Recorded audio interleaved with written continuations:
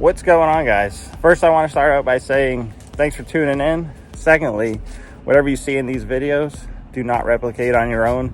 It's very dangerous. So the next thing is, thank you for the subscribers. At the time of this video, we're about 5,100 or so. But the real thing is, we finally, well, I should say, the last video was me going to the Tampa Lowrider show, and I finally got to working on this Caprice. As you can see, it's sitting on a trailer.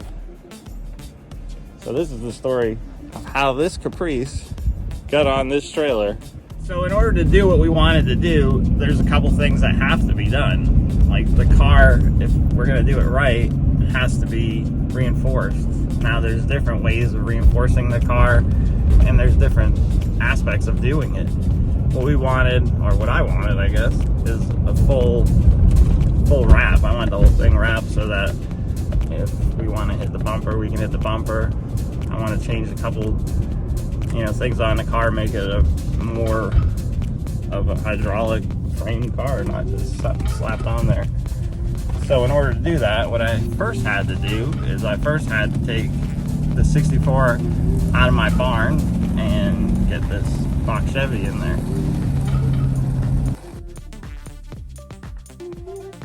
Okay, so first things first, we had to bring the car in, start getting the wheels and tires off to get the rear end pulled out.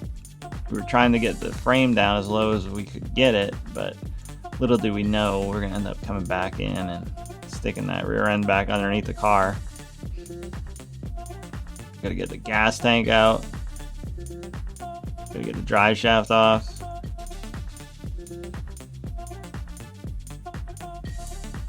That gas tank looks a little bit rough, but it's actually in mint condition.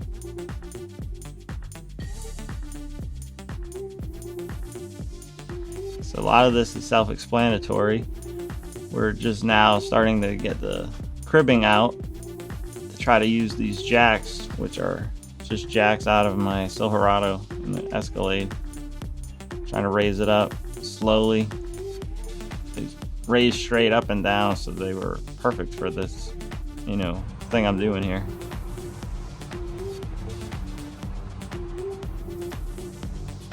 So after getting the frame lifted, at this point, we could easily come in and reinforce the frame, doing the outer side rails, but we wouldn't really maybe be able to get the top 100%. We probably couldn't get the bottom that good, but as you can see here, you could probably get in there and put the bridge in, put all the side pieces on. If you're just doing a partial reinforcement, that should work. At this point, you should be essentially okay. But we are not doing a partial reinforcement. We want the whole thing reinforced.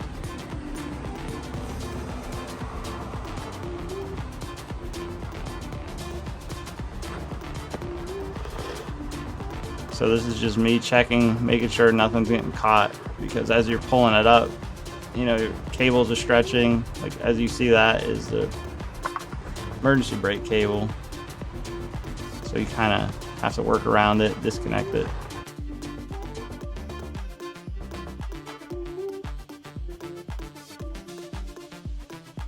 So back to the drawing board, we'll keep on jacking this up. Since we're going to pull the body completely off the car, you have to disconnect radiator, engine, all the wiring, steering, brakes. There's so many little parts that you need to do to get this off. Finally, here we're getting to a point where I think we'll be able to pull it apart, but I pulled this car in instead of backing it in, and that was probably one of my biggest mistakes, because now I have to make sure I get the body up pretty high in order to clear the engine without pulling the motor out. So I'm putting the rear end back in there so I can slam this frame down to the ground.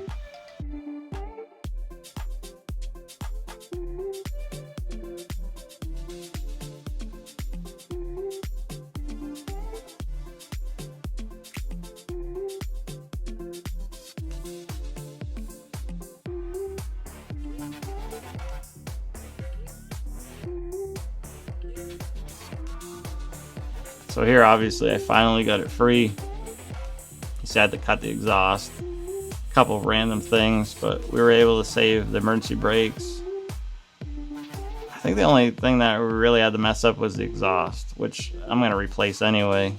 And looking at this frame, it looks pretty rough, but it's only surface rust. The car is from Florida. It was bought and sold here.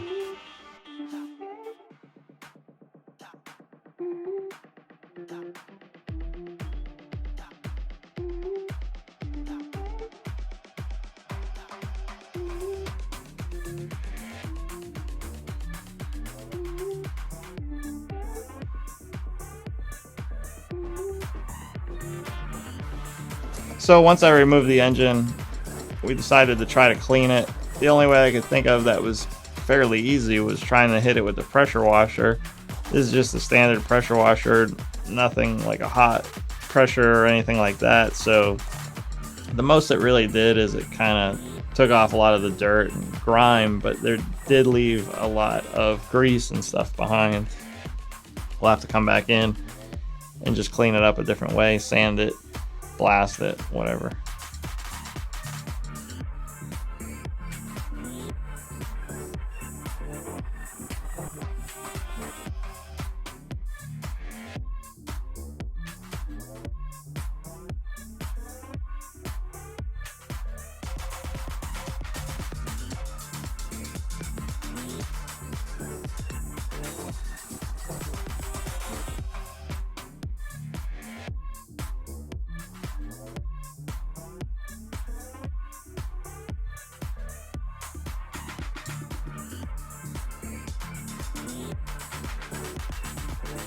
Looking underneath the car, this is probably the most rust it has, is this little bit of surface rust right here. Everything else is really clean.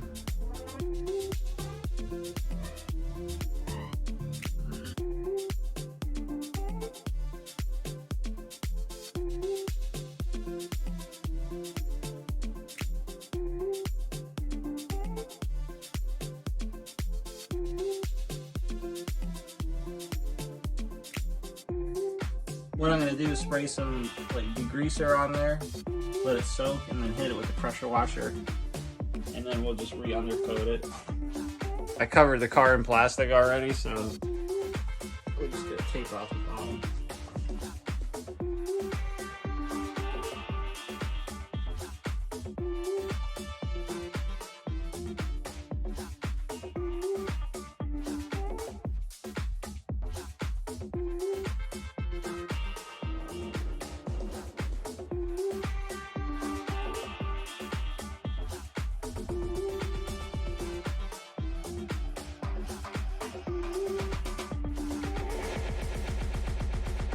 Now, in order to kind of move forward, I need to get the body of the car out of here because I'm limited on space. My barn is only so big, so I gotta put this on an old boat trailer that I have that I converted into a flatbed trailer.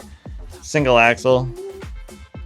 It should hold it fine, but it's gonna be a little tricky getting it on there.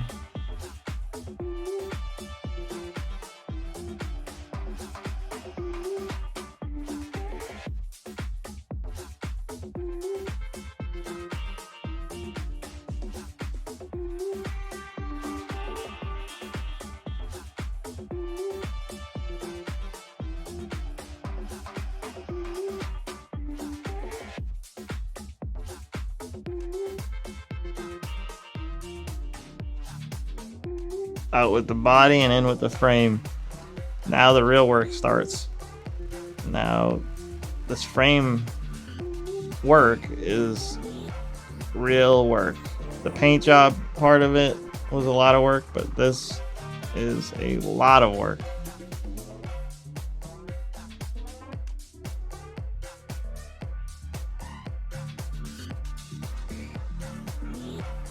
Now you can see the Caprice sitting up here, where it'll probably live for about a year on this trailer in my yard next to the 64.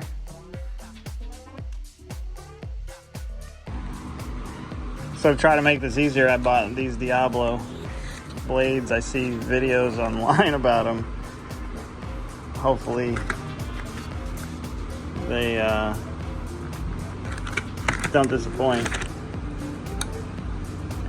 says, let's see, up to quarter inch, half inch, quarter inch, quarter inch.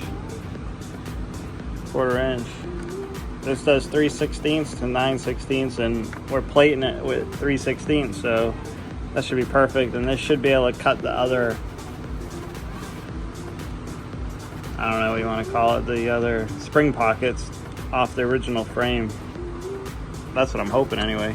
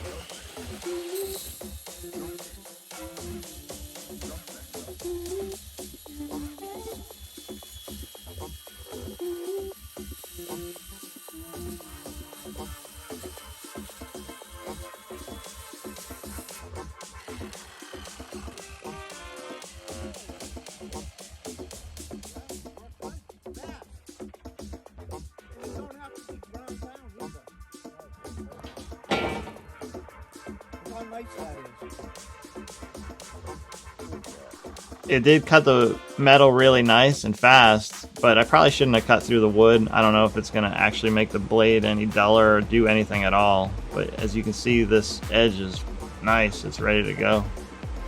Quick grind and you're ready to weld. So originally I started with these clamps and we just welded a wheel lug nut on there so that we could hit it with the impact. This is my Cut 50. It's an Amazon plasma cutter. I want to say I probably paid $100 for it, $150. It cuts actually really well.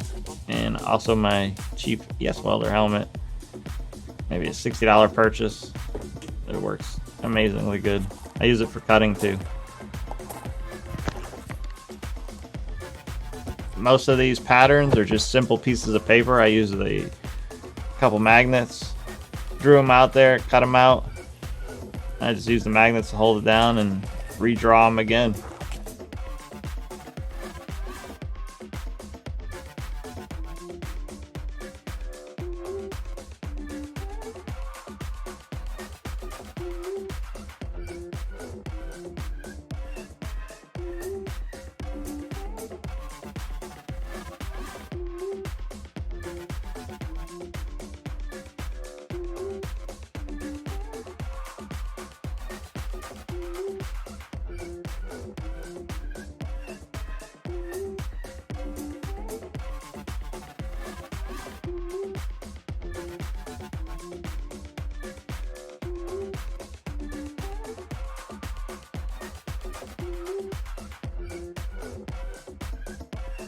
You can see how these clamps helped. It made short work of trying to bend this 3/16 steel plate around the couple corners here.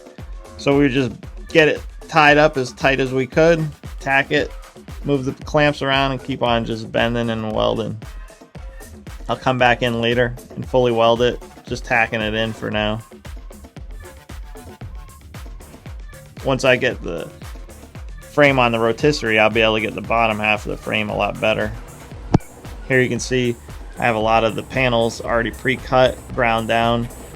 If there was holes that needed to be accurate, I would use a hole saw and, you know, some oil and drill them.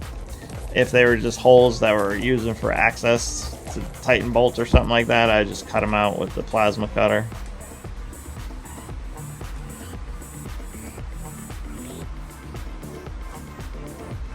The process isn't fast, it isn't clean, it's messy, and it takes a long time to really do it right. I'm not a welder, this is really my first kind of go at a lot of shit like this.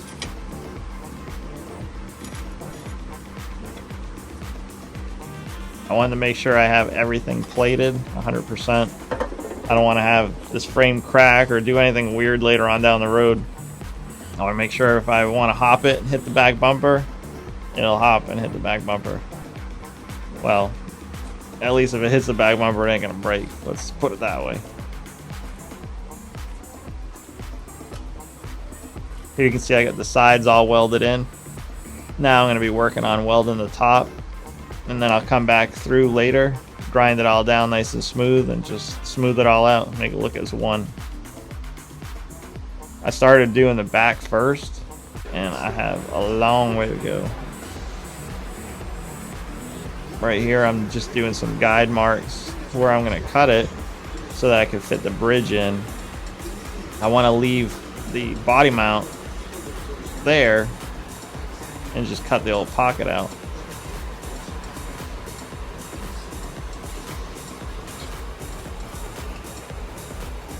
I still got to plate the inside before I put the bridge up so that it's nice and strong.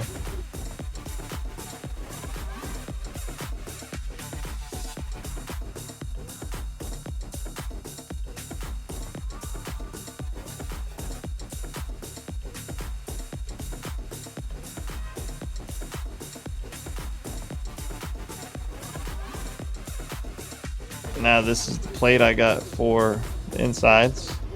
As you can see, I already added those drop downs on the upper control arm mounts. Hopefully get a little bit more lift out of it, better angles.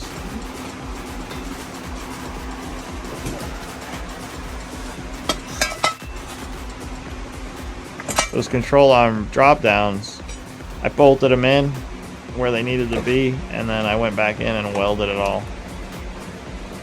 And here I'm just showing the mock-up of the C-channel to try to get it in a rough spot to where it needs to be.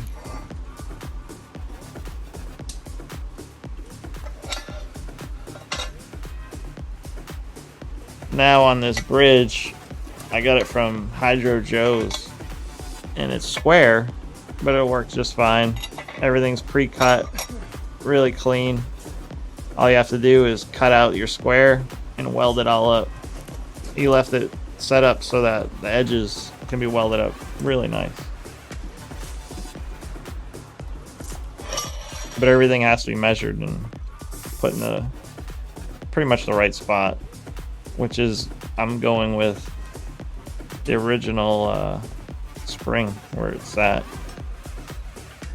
Now I gotta come through, weld this top pad on, and then I'll flip it over and I'll burn everything from the bottom side as well.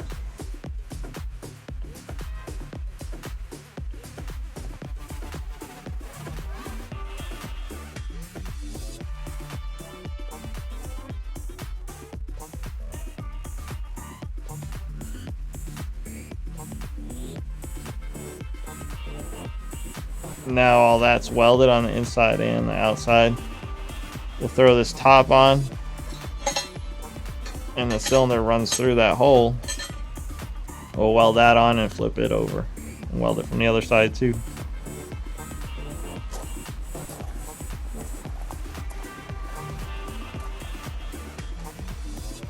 Then what we'll do is we'll go in, tack this in, weld the top half, and then wait until we can put the frame on the rotisserie to get the underneath. So right now in these pictures, it's just welded at the top.